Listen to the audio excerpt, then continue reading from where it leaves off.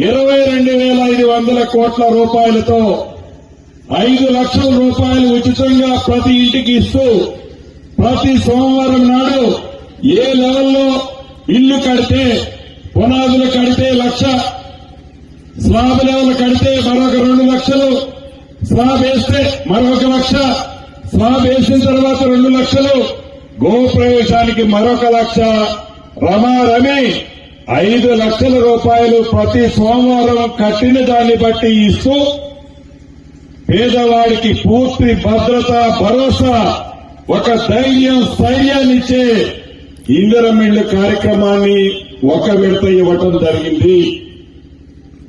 ఇచ్చారు సీనన్న 3,500 ఇస్తే సరిపోవు కదా.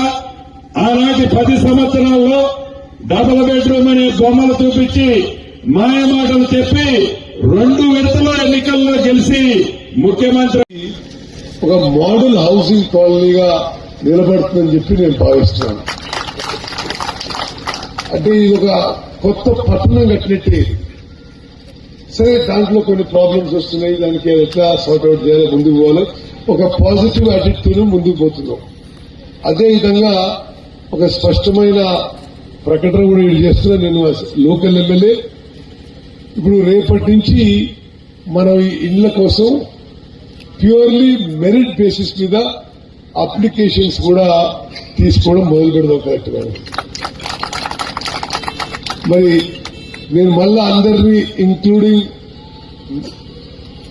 పార్టీ వర్కర్స్ కూడా క్వశ్చన్ చేస్తున్నా. ఎవరు దీంట్లో ₹1 ఎక్కడ ఎవరన్నా తీసుకున్నట్టుగా ఏమైనా వార్తలు వస్తే మాత్రం చాలా సీరియస్ యాక్షన్ ఉంటుంది. నిరుపేదలకి, ఇండ్లు లేని వారికి ఇందిరమ్మ ఇండ్ల గైడ్ లైన్స్ ప్రకారము మరి మీరు రేపు కలెక్టర్ గారు ఆ ఫార్మాట్ విడుదల చేస్తాడు.